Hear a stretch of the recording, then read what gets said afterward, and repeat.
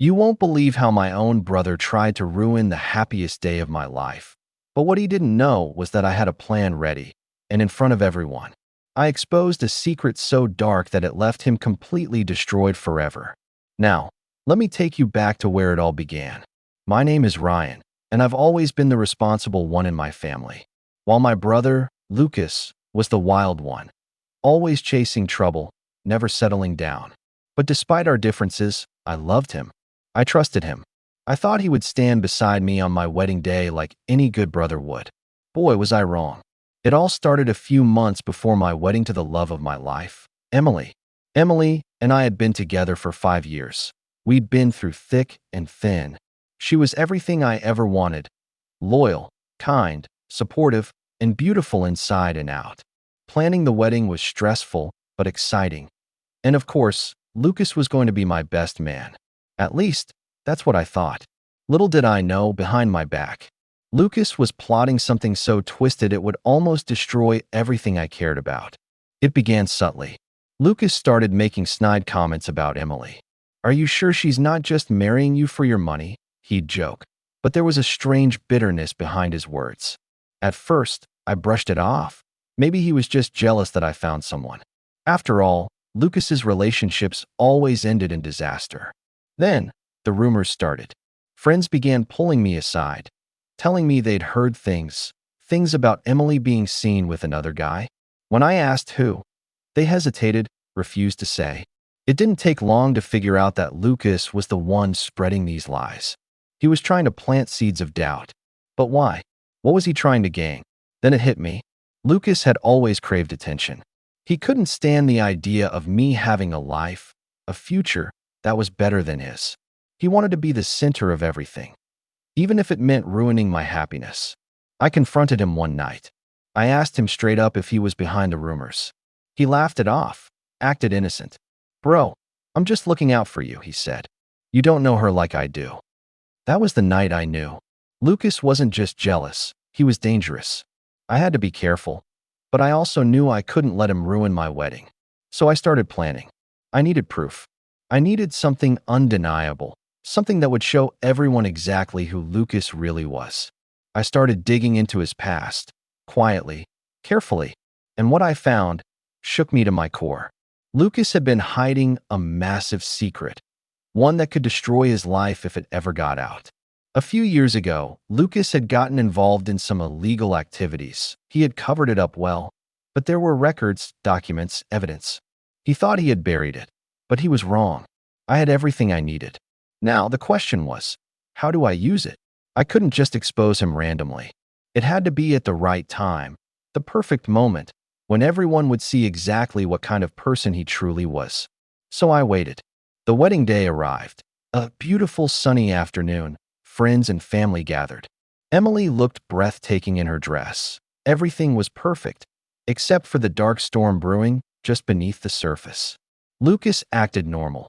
He gave his best man speech with a fake smile plastered across his face, but I could see it, the smugness, the arrogance.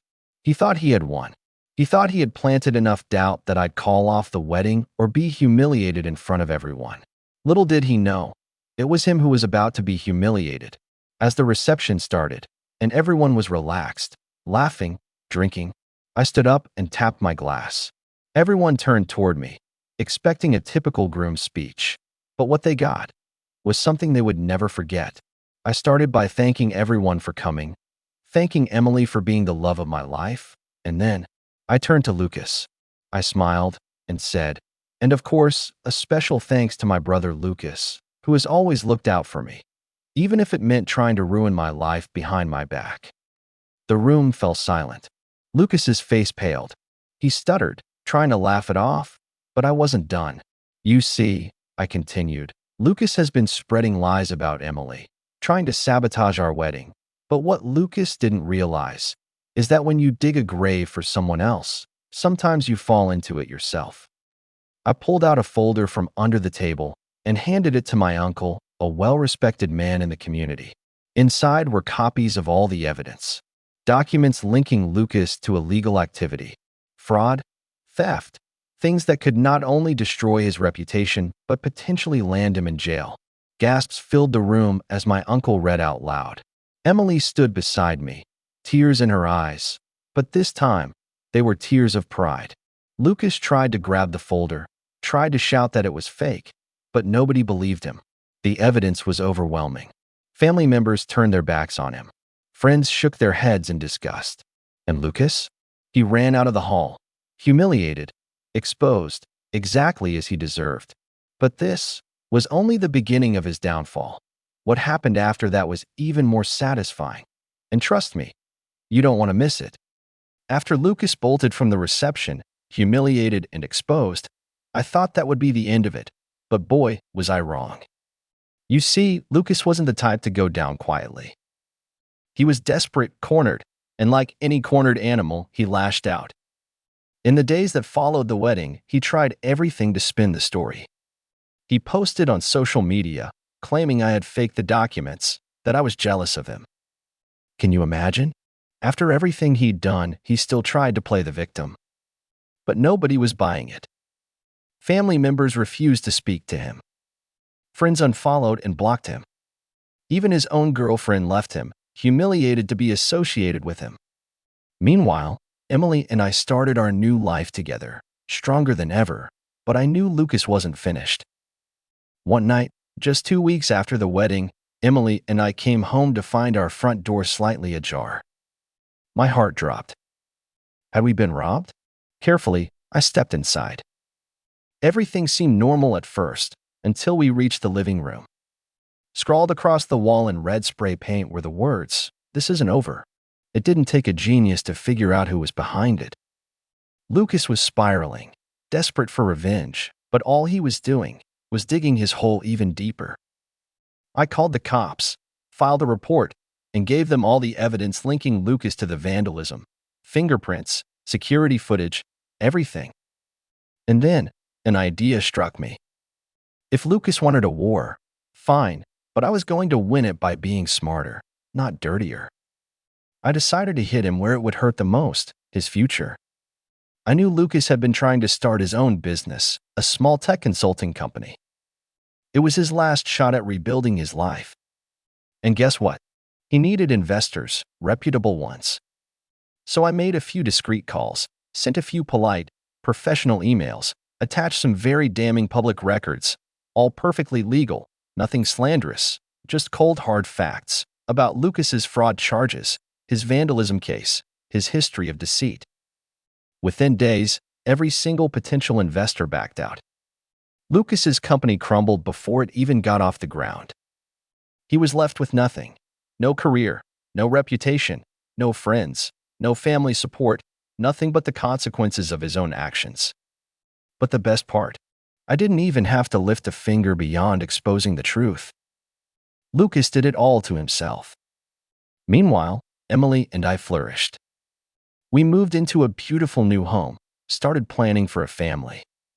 And while Lucas lurked in the shadows, blaming everyone but himself, I slept peacefully at night knowing that karma had done its job.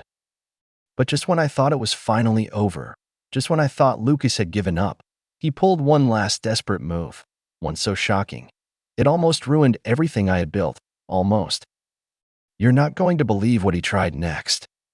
Lucas's final move was something even I didn't expect.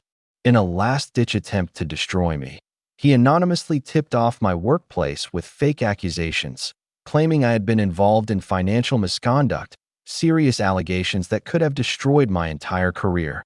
My boss called me in for a meeting. I could see the concern in his eyes, but fortunately, I had nothing to hide. I calmly presented evidence, clean audits, perfect reports, years of spotless work history. It didn't take long for HR to realize the accusations were baseless, but still, it shook me. Lucas had crossed a line. He wasn't just trying to embarrass me anymore. He was trying to obliterate my entire life. But instead of getting mad, instead of getting even in a dirty way, I decided to end this once and for all. I gathered every piece of evidence against Lucas over the past few months, the vandalism, the harassment, the false reports. I handed it all to my attorney, and we pressed formal charges for defamation, harassment, and property damage. When Lucas was served, he looked like a ghost, pale, shaking, completely defeated. He tried to talk his way out of it, tried to apologize, but it was way too late for that. The legal case moved quickly because the evidence was overwhelming. Lucas had no real defense. In the end, the court ordered him to pay heavy damages, money he didn't have, which meant liens on anything he owned. And if he ever tried to start over financially, it would haunt him for years. I didn't even have to touch him. The system did it for me. I stood there, watching him crumble under the weight of his own decisions, and honestly, it felt satisfying. Not because I hated him, but because he had earned every consequence. Meanwhile, Emily and I kept thriving. We welcomed a baby girl into the world 6 months later, a beautiful symbol of new beginnings, a future full of hope and love, untouched by Lucas's bitterness. And whenever I thought about everything that had happened, I felt a strange sense of peace, because at the end of the day, good people who stand their ground and stay true to themselves always come out on top. Lucas taught me that, the hard way. Thank you for watching this crazy story until the end. If you enjoyed it, don't forget to smash that like button, subscribe for more jaw-dropping revenge stories, and turn on the bell notification so you never miss an upload. Drop a comment below if you've ever had to deal with a toxic family member. I'd love to hear your story. Until next time, stay smart, stay strong, and remember, sometimes the best revenge is simply living your best life.